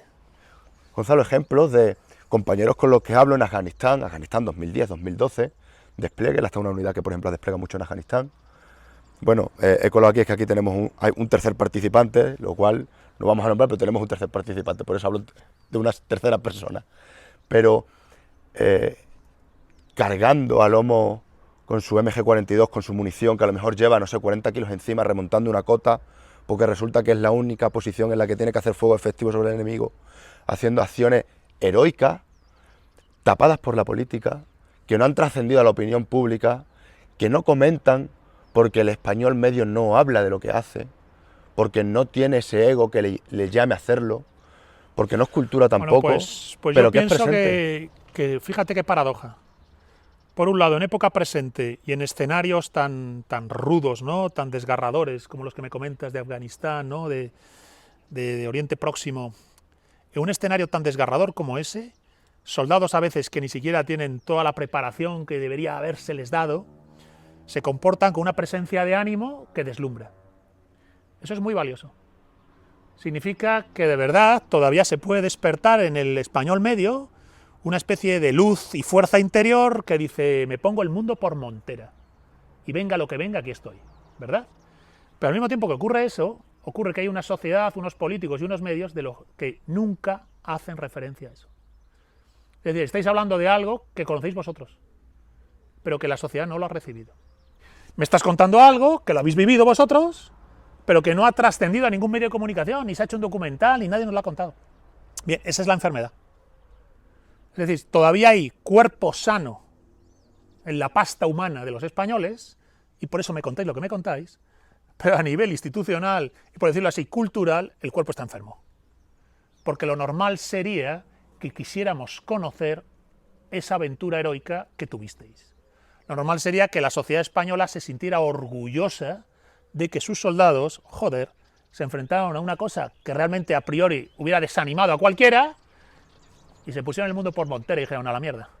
Bueno, pero y no fue siempre así en España. O sea, que Bueno, yo creo que sí, hombre. La División Azul es el ejemplo siempre más palmario. Cuando lees sobre las campañas de la División Azul, no sabes si reír, llorar, sorprenderte o pensar que son mentiras. Y dices, pero estos tíos se iban así. Entonces, yo creo que de verdad, quizás por el motivo que sea, a mí eso me da igual, haya una especial pulsión de coraje, de alegría heroica, de camaradería heroica en el pueblo español. Pero si negamos la existencia del pueblo español, si socavamos los lazos de encuentro y autorreconocimiento en nuestra propia tradición y linaje, si el español medio se le desconecta de la identidad histórica, nacional y antropológica española, si no se puede hablar de reconquista ni se puede hablar de imperio, porque no hubo reconquista y no hubo imperio, si por supuesto no se puede pensar que tienes antepasados en Numancia, como dice Cervantes, ¿verdad? Cervantes dice, mis antepasados están en Numancia, y en Cervantes lo puede decir, tú no. Ostras, ¿qué ha pasado? Nos hemos vuelto locos. Bien, si todavía la pasta humana española tiene esa luz de especial alegría heroica, y sin embargo la cultura española de nuestro tiempo lo tapa, es que efectivamente estamos en guerra, en una guerra espiritual y cultural, donde hay que derrotar a los que niegan la posibilidad del reencuentro con la tradición, el linaje y la alegría heroica que comentáis. Y habría que encontrar la manera de decir, tuvimos Numancia, tuvimos lo que queráis, y tuvimos a Castelnuovo y Krasnivor. Pero ostras, hasta hace nada, 2004, 2017, tenemos personas de las que nadie habla, que han vivido situaciones en las que frente a la posibilidad de derrumbe, de desánimo o de abandono, y de manera, sin que nadie les haya enseñado a ello, sin que nadie les haya formado a ello, despertaron con una conducta propiamente heroica, digna de los españoles de Castelnuovo, ¿no? Vengan cuando quieran. Ostras, ¿no? El vengan cuando quieran de los tercios, literal, reaparece. Bien, pues para mí eso es esperanzador. Ahora, si eso es esperanzador, al mismo tiempo es sintomático que eso esté tapado. Y que no vayas a ver a un solo político hablar de ello. Ni a un solo periodista. Ni a un solo cineasta. ¿Habéis visto los cineastas? ¿Hacen películas sobre esto? Ni las harán, ni las harán. La industria cinematográfica española, no sé, está por uvas. Bueno, está lo que está, ya lo sabemos. Entonces, joder, bueno sería ir planteándose en darle la vuelta a la tortilla y que se cuenten estas cosas y se sepan. Ahora, ¿qué va a pasar? Que si se cuentan y se saben, yo creo que el nivel de putrefacción es tan grande que solo van a resonar en personas que ya a priori lo están buscando o ya a priori están ahí. Los que están en la anti-España ya no van a cruzar a este lado. Los que se han casado y encardinado con las coordenadas de la endofobia, de la anti-España, no van a cruzar a este lado. Pase lo que pase. Aunque se hiciera una superproducción cinematográfica sobre la vida de Cervantes, ellos se van a quedar en la anti-España. Entonces lo que hay que hacer es saber que esto ya está roto, que hay que galvanizarse con lo que no estamos en la anti-España y hay que hablar para el futuro. Es decir, hay que trabajar para las generaciones que están por venir. Las que ya están envenenadas de endofobia y de anti-España no tienen arreglo. Los, no sé qué decir, los Antonio Maestre de este mundo, ¿no? Los Pablo Iglesias de este mundo. Bueno, pues te pueden caer bien, mal o regular, pero lo que respecta a la identidad histórica nacional española, su discurso es un cáncer. Bien, pues hagámonos cargo. Ellos ya no van a cruzar a este lado. Solo van a avanzar en la deconstrucción. Ellos están solo para la deconstrucción. Bien, pues no hablemos para ellos. Hablemos primero para encontrarnos nosotros, para reconocernos nosotros y hablemos para el futuro. Para que surja en el futuro una juventud que diga, mira, la anti-España estaba equivocado. Pablo Iglesias no tiene razón. Gabriel Rufián no tiene razón. Arnaldo Otegi no tiene razón. Ignacio Escolar no tiene razón.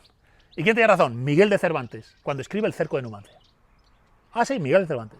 Miguel de Cervantes, cuando escribe El cerco de Numancia, y dice que hay una patria originaria, un Urvolk, un pueblo originario, y que descendemos, ¿no? Cuando hace arraigo, cuando Cervantes hace arraigo identitario en la Numancia, tiene razón. Y el resto, ¿no? Los que he mencionado, esos no. Entonces hay que hablar para los que están por llegar. Que puedan decir, no, es que mira, yo me baso más en Cervantes que en nada de lo que haya escrito nunca, pues no sé, Ignacio Escolar o Pablo Iglesias. Qué buen vasallo si tuviera buen señor, ¿no? Hemos hablado por encima de ello, con anterioridad, sobre el guerrero y el viaje del héroe. Sí. ¿Qué pueden rescatar nuestros soldados del poder del mito? De esa búsqueda, ese camino de autoconocimiento. Bueno, yo creo que ahí tienen un relato arquetípico. El viaje del héroe, lo hemos dicho antes, es una estructura narrativa arquetípica, que está a priori en la mente humana y que a día de hoy ya se puede encontrar en infinidad de películas, porque la propia industria del cine ha leído a Joseph Campbell, se ha dado cuenta que lo que cuenta allí Joseph Campbell es algo que está en el alma humana a priori, no es una construcción cultural, no es algo de la civilización occidental ni de la civilización estadounidense, no, es algo que está a priori en el alma humana, al norte, al sur, al este y al oeste, y entonces esa estructura narrativa, bueno, pues se vuelca en infinidad de producciones cinematográficas. Bien, yo creo que lo que hay aquí es que quien quiera despertar a las enseñanzas espirituales de la tradición guerrera tiene en el relato arquetípico del viaje del héroe una buena plantilla en la que mirar pasos fundamentales, de estar en olvido de ti, de recibir la llamada de la búsqueda, de negar la llamada y por negarla vivir la tragedia, y por vivir la tragedia entonces sí cruzar el umbral, y al cruzar el umbral empezar la aventura, que es una aventura siempre de autoconocimiento y autodesarrollo, y encontrar al mentor, y encontrar a los compañeros de viaje, y cruzar el bosque oscuro, bajar a la cueva y derrotar al dragón, y rescatar a la princesa, y saber que escapas mientras la cueva del dragón o la torre del nigromante se derrumba. Y entonces el que te ha acompañado y el que te ha ayudado se inmola por ti, se sacrifica por ti. Y el que te ayudó y te enseñó el camino no puede volver contigo a casa, porque hay personas que tienen que quedarse a terminar labores pendientes en ese mundo extraordinario, en ese mundo de la aventura. Y vuelves al mundo ordinario, pero ya no eres el mismo. Vuelves a la vida común, pero ya no eres el mismo. Portas dentro de ti una transformación de elevación espiritual y de elevación ontológica. Pero al mismo tiempo portas también una enseñanza que trasladas a tu sociedad. Y es entonces que vuelves con la princesa, ¿no? En los cuentos vuelves con el talismán y vuelve la primavera y se sana la sociedad, y el que al empezar el relato era inconsciente, acaba de rey. La restauración de la comarca. La restauración de la comarca, la restauración capítulo... del reino, el regreso de la primavera, es decir, hay infinidad de relatos en el mito, en la leyenda, en la cosmovisión tradicional que reproducen el viaje del héroe, que acabo de contarle yo aquí en un minuto a Matacaballo. Bien, porque eso es una estructura arquetípica, narrativa, que tiene un profundo sentido y significado espiritual para el ser humano. Es decir, la vida humana está llamada a recorrer el viaje del héroe.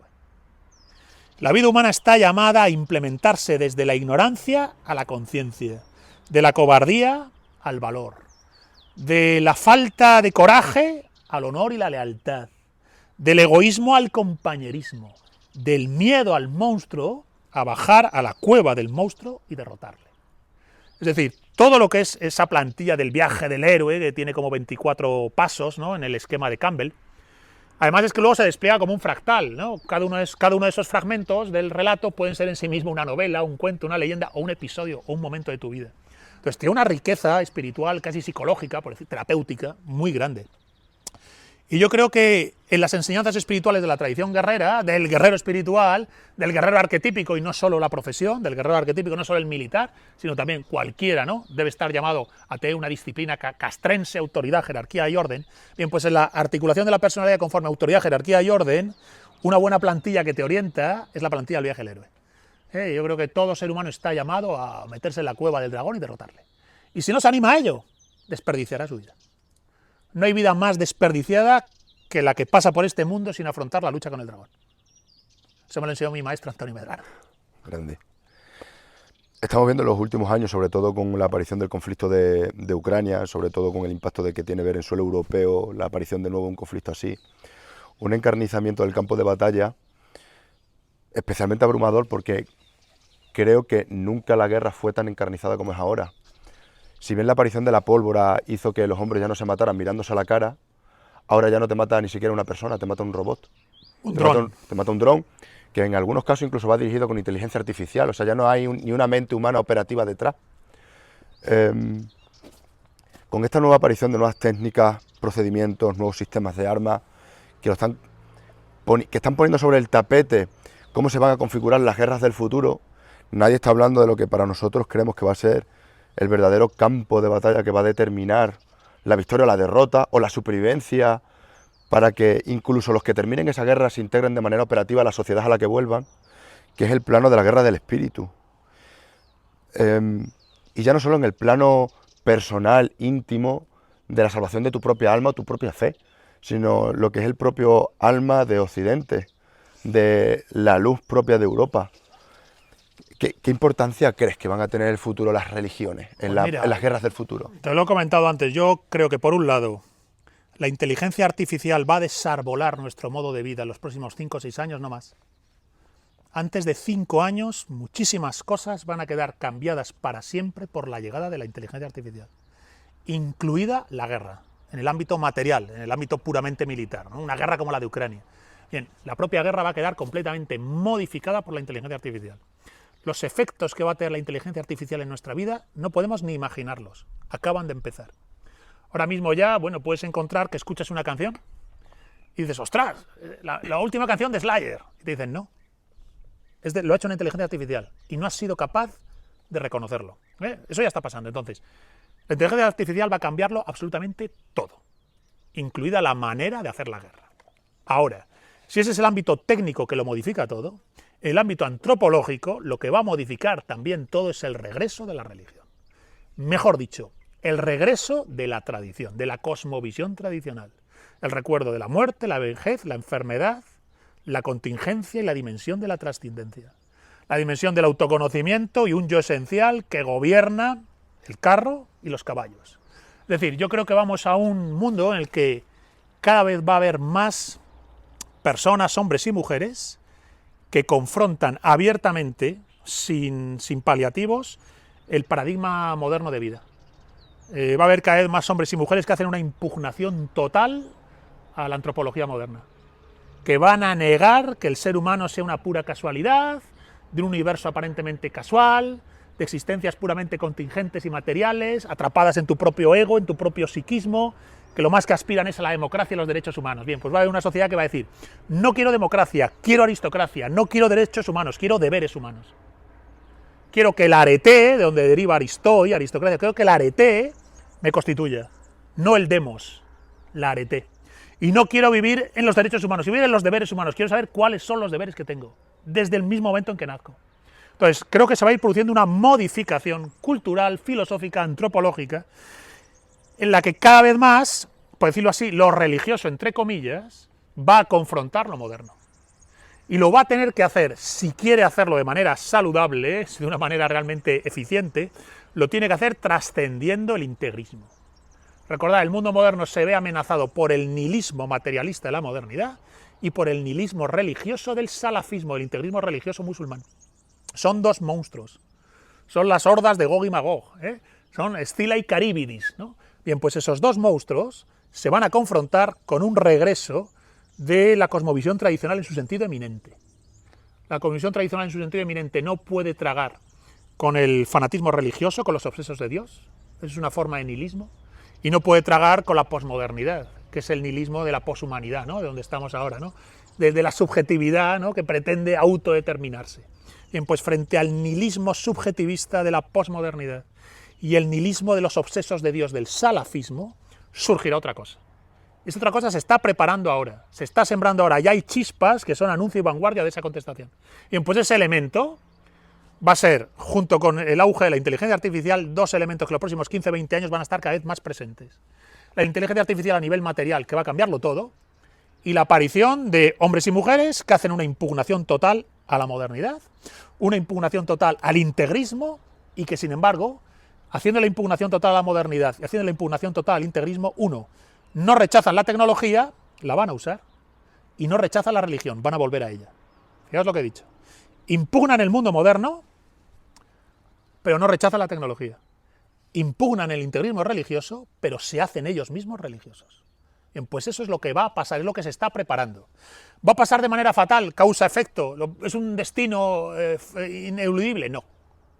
Solo va a ocurrir si hay cada vez más hombres y mujeres que son capaces de avanzar por esa vía intermedia entre el nihilismo moderno y el nihilismo de los obsesos de Dios. Además, en el Apocalipsis la bestia tenía muchas cabezas. Sí. Los muchos enemigos integrados en uno mismo, ¿no? De esa manera, desde la tradición y bajo la sombra de todo esto que estás comentando, ¿cómo serán las guerras del futuro si nuestros soldados han olvidado a Dios? Bueno, yo he dicho que va a haber un regreso de la tradición, un regreso entre comillas de Dios, pero si no se produce ese regreso, si no se produjera una retradicionalización de la civilización occidental, si no volviera una suerte de horizonte de la tradición como Sofía Perennis, lo que realmente contesta al integrismo religioso del ámbito musulmán, y lo que realmente contesta al nihilismo materialista de la modernidad es la tradición como Sophia Perennis. Entonces, si no se produce un regreso de la tradición como Sophia Perennis, posiblemente no tengamos ni siquiera soldados. El nivel de desarraigo será total y absoluto. Cáscaras vacías. El ser humano, si vive completamente desarraigado, otra cosa es que eso no puede ocurrir. No existen seres humanos totalmente desarraigados. Siempre hay una minoría que, aunque sea inconscientemente, recuerda tradición, patria, linaje, espíritu. Y en el momento en que hay una minoría que recuerda tradición, patria, linaje, espíritu, la cosa cambia. Están dispuestos ya así a empuñar las armas y luchar. Pero vamos, que es difícil saberlo. Lo que sí se puede asegurar es que o la tradición como Sophia Perennis se actualiza para los tiempos que corren, o seguirá avanzando el nihilismo de la posmodernidad y la deconstrucción, y el nihilismo salafista, integrista, psicópata, que vemos con los musulmanes, ¿no?, de la yihad del salafismo. Si no vuelve a la tradición como Sophia Perennis, va a ser difícil dar esa contestación. Ahora, ¿qué forma adoptará ese regreso? No lo sabemos.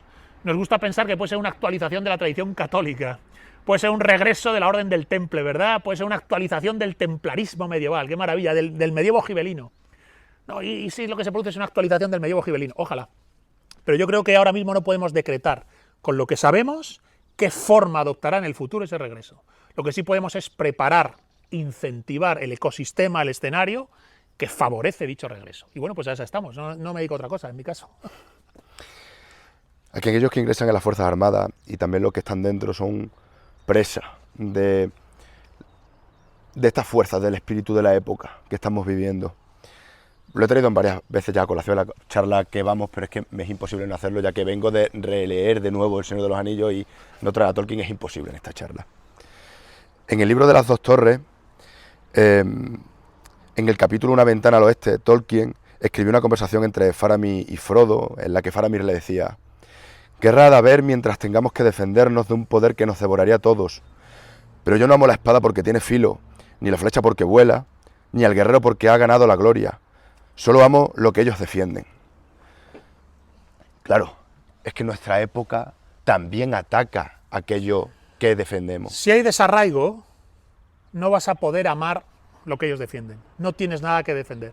A no ser que digas que lo que tienes es democracia y derechos humanos, con todas las interpretaciones subversivas, interesadas, sesgadas, ideologizadas que a día de hoy se dan de esos dos conceptos que se establecen como si fueran, ¿no?, mandatos divinos, democracia y derechos humanos. Bien, yo creo que, lo he señalado antes, o se produce una reconexión, reencuentro y autorreconocimiento en las categorías fundamentales de la tradición como Sophia Perennis, o va a ser muy difícil que los valores de la casta guerrera impregnen de nuevo a la sociedad e impregnen sobre todo al estamento guerrero, es decir, a la profesión militar de seguridad y orden.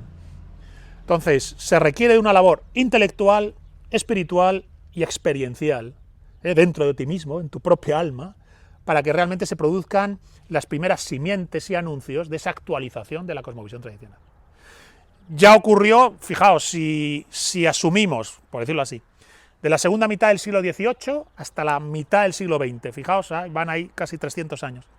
Bien, pues en ese proceso histórico, de la mitad del XVIII a la mitad del XIX, de la mitad del XIX a la mitad del XX, ya hay distintos intentos, más o menos mal logrados, de actualizar la cosmovisión tradicional y la tradición guerrera.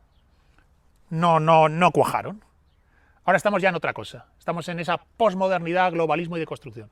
Bien, pues ha llegado la hora de volver a intentarlo. Hay que dar una renovada batalla por dicha actualización. Y si se produce esa actualización, entonces se podrá decir: no amo la espada porque tiene filo, no amo la flecha porque vuela, amo lo que ellas defienden. Porque si no se produce ese arraigo, lo que hemos llamado espíritu, tradición, linaje, patria, es muy difícil hablar como habla Faramir en ese capítulo del Señor de los Anillos. Entonces, si no llegara a ocurrir eso, pues seguiríamos avanzando hacia la oscuridad, ¿no?, hacia la ofuscación del salafismo, que es una cosa loca, es un verdadero cáncer, y la ofuscación del nihilismo posmoderno, que es otro disparate. Son las dos caras de una misma moneda, a mi entender. En ambos casos, ese nihilismo, lo explico en mi libro Hispanofilia, esos dos nihilismos derivan de un olvido de qué cosa es la dimensión espiritual de la existencia humana. Entonces, bueno, pues ojalá superemos ese olvido y podamos dar la contestación y la batalla, la cruzada que demanda nuestra época. La memoria, una de las potencias de la mente, ¿no? Antes te hemos presentado el plan SERE. Muchos de nuestros oyentes le vendrán fríos recuerdos por su espalda, porque está intrínsecamente ligado a una de las prácticamente de las fases más duras de instrucción, sobre todo en el ámbito de las operaciones especiales, dado que en ella es donde se materializa la instrucción de supervivencia, donde se materializa la evasión y el trato de prisioneros, etcétera. Explicábamos que SERE, para también aquellos oyentes que nos escuchen que no lo tengan conocimiento de ello, es aquella instrucción, ese planeamiento militar especialmente orientado para unidades de operaciones especiales, también pilotos, en el que, por sus siglas, se pone en juego lo que es la supervivencia, la evasión, la resistencia y el escape de aquellas unidades o elementos aislados que se encuentran en zona completamente ocupada y tienen que evadirse de la acción enemiga, o incluso llegado el caso, evadirse de la captura, una vez haber sido capturado. Cada uno de estos elementos tiene en sí su propia instrucción, ¿no? Porque, claro, tengo que saber sobre supervivencia, es decir, vivir con nada, con lo opuesto, con lo que me da la tierra. Tengo que saber evadirme, tengo que ser resistente, y no solamente físicamente, sino en mi mente, porque me voy a enfrentar a una prueba muy dura. Yo no sé cuánto tiempo voy a pegarme en zona enemiga. Y tengo que aprender a evadirme, porque mi fin no es quedarme aquí, ni morir. Es volver a las líneas. Es volver a mi casa, es volver a mi tierra, a zona segura. Se podría decir que hoy en día estamos en plan SERE, estamos en zona ocupada, y son muchos los enemigos que nos buscan. Tenemos que poner en juego nuestro plan SERE, pero hoy en día, ¿cómo comienzo? ¿Cuál es la primera premisa de supervivencia, de evasión, de resistencia y de escape para enfrentar a todas esas fuerzas que sé que están operando? Efectivamente estamos en esa situación. Los malos van ganando. Estamos rodeados. Estamos en un territorio controlado por las fuerzas de Sauron. Pero hay distintos puntos de guerrilla, de resistencia y de desaparecidos en combate, ¿no? Como Chuck Norris. Y me dices, ¿cómo aplico? ¿Cómo empiezo? Creo que lo primero es conocer el territorio. Lo primero es cartografiar el territorio. Tienes que saber qué es lo que te rodea, qué fuerzas están en juego, qué discursos se están manteniendo y dónde estás tú en esa cartografía. Necesitas mapear este Kali Yuga. Si no tienes esa cartografía, no sabes dónde moverte. Así que lo primero es la cartografía. Lo segundo es la autonomía personal. Es decir, si tienes que sobrevivir, ¿qué necesito para sobrevivir? ¿Y cómo lo consigo? Es decir, si no encuentro en este medio el sustento, ¿cómo me lo propicio a mí mismo? ¿Cómo voy a cazar? ¿Cómo voy a recolectar? Si estos no son mis campos, si estos no son mis bosques, si este no es el mercado mío, si todo esto ha sido devastado y lo ocupa las fuerzas del mal, primero conozco el territorio, hago la cartografía, y segundo es cómo tengo autonomía. Y segundo, tienes que mantenerte lúcido, despierto, fuerte, libre mentalmente, para que la propia presión de la situación no te venza y o te debilite o te haga pasarte al bando contrario. Así que yo diría, primero, cartografiar la situación. Tienes que saber dónde te mueves, qué es lo que está pasando. Lo segundo, los medios de autonomía personal. Cómo me nutro y cómo me fortalezco. Si el entorno no me da esa fuerza, ¿cómo la voy a conseguir yo? ¿Cómo alimento mi espíritu? Y en tercero, ¿cómo me mantengo lúcido, despierto, fuerte y libre? Rodeado de enemigos. Yo creo que esas son las tres claves que tienes que trabajar. Y requieren de, en los tres niveles, ejercicio de observación, comprensión, conciencia, presencia y disciplina. Tienes que saber observar y callar, y tomar nota, y comprender eso que has anotado, y poner conciencia, estar presente y decir, ¿qué significa esto para mí? ¿Qué significa esto para mi situación? Eso te da la lucidez, ¿verdad? Y luego a partir de aquí, ¿qué acción tengo respecto de esto? Y cómo estoy presente todo el rato y no me dejo llevar por la circunstancia. Estoy, ¿quién manda aquí? Vigilo. Me vigilo dentro de mí mismo para que no me pillen, ¿verdad? Si estás en ese campo enemigo, ¿no? Por seguir la imagen que me has trasladado.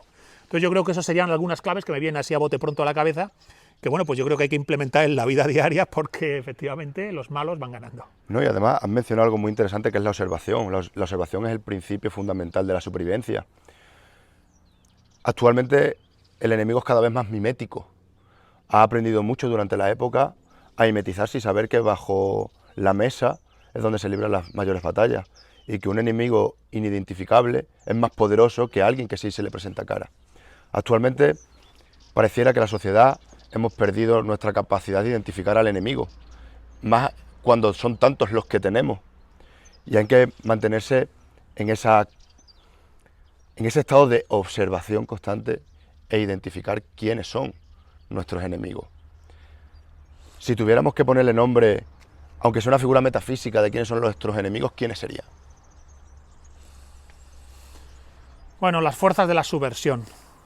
Bueno, muy buena. Las fuerzas de la subversión, los que subvierten el orden natural, el orden cósmico, el orden espiritual, el orden personal, los que pretenden que, no sé, que lo que está abajo se ponga arriba, que lo que está arriba se ponga abajo, que lo que es hombre sea mujer, que lo que sea mujer sea hombre, que lo que es luz sea oscuridad, que lo que es oscuridad sea luz, que lo que es recto sea torcido, que lo que es torcido sea recto. El enemigo serían las fuerzas de la subversión, que además funcionan ya de manera inconsciente, ni siquiera saben que están subvertiendo el orden. Y aquí yo creo que efectivamente la labor de la observación de ese proceso es fundamental.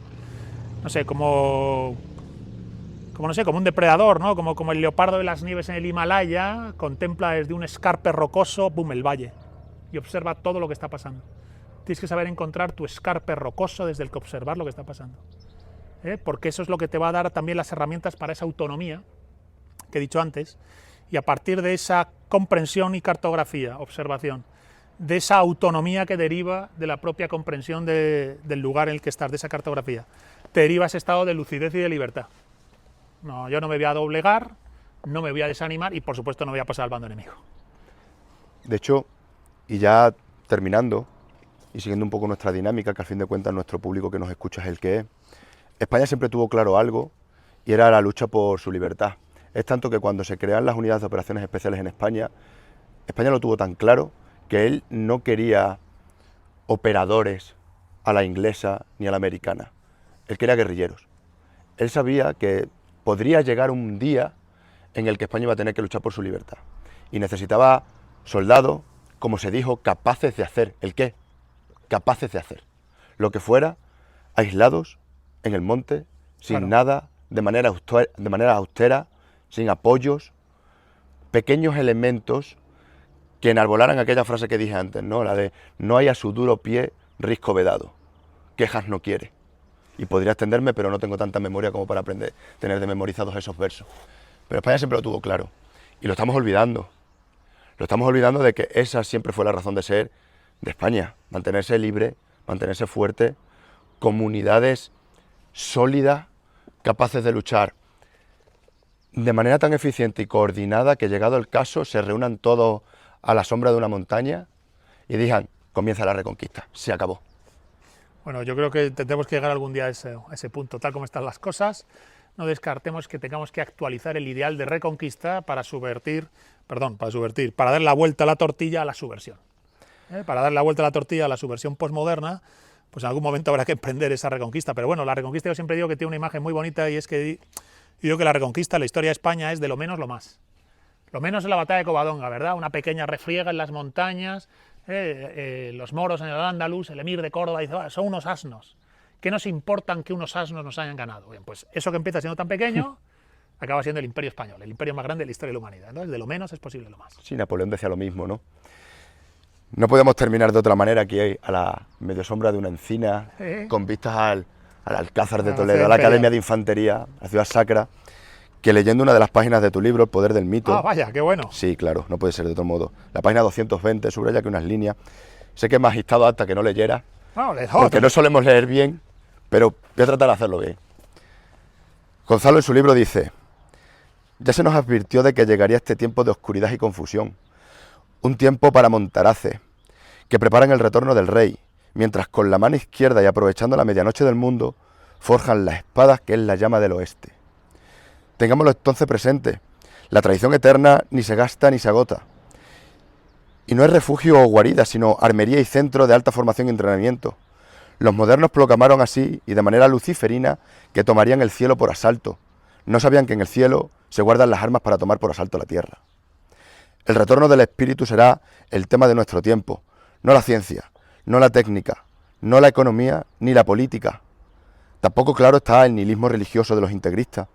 Todo ello será transversal, pero no central, porque lo central será el retorno del héroe, entendido como guerrero espiritual. Maldita sea, eso lo escribí yo, ¿no? Bueno, pues no puedo más que decir que bueno, que totalmente de acuerdo con este señor, ¿no? Que es Gonzalo, ¿no? La verdad es que es así, bueno, ese es el argumento de nuestra época. Con las palabras que yo lo sepa decir, eso que has leído es el argumento de la vida humana para los tiempos que corren, si formas parte de la raza del espíritu. Gonzalo, muchísimas gracias por permitirnos esta oportunidad, por abrir esta ventana en tu casa, para que muchos que como yo estábamos tan perdidos en una vida que continuamente nos azota de un lado para otro, ojalá esto sirva de chispa, ¿no? Para que algunos se acerquen a la verdad de las cosas, no tanto a las que les vienen o les insertan o les infiltran, en esas fuerzas operativas, ¿no? Continuamente luchando para infiltrarse en nuestro terreno, que logren al menos que, aunque sea poco, aunque sea un 1%, pero que ese 1% consiga medrar en el futuro. Muchísimas gracias por tu tiempo y ojalá esto se repita.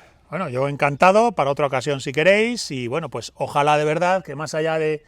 A veces yo, cuando a veces me escucho, digo, joder, cuántas cosas digo, no sé si todo me voy por las ramas, todo esto es palabrería, pero bueno, si algo queda de sabiduría perenne en todo lo que haya dicho, que sea una pequeña perla, yo doy por bueno, pues todo lo que hayamos conversado, y ojalá que de verdad resuene en el alma de jóvenes guerreros dispuestos a hacerle un corte de mangas a la posmodernidad, el globalismo y la deconstrucción, que es una verdadera basura. Duros, técnicos y creyentes. Picas a caballos, enfrentando arcabuces a piqueros, con el alma unida por el mismo clero, que la sangre corra protegiendo el reino. Aspa de Borgoña, flameando al viento, hijos de Santiago, grandes son los tercios, escuadrón de picas, blancos a cubierto, solo es libre el hombre que no tiene miedo. Lucha por tu hermano, muere por tu reino, vive por la paz en este gran imperio. Nunca habrá derrotas si nos hacen presos, solo tras de muertos capitularemos. La bola de malla, chaleco de cuero, peto y espaldar me guardarán del hierro. Levantar las picas con un canto al cielo, nunca temeré si va en columna el tercio.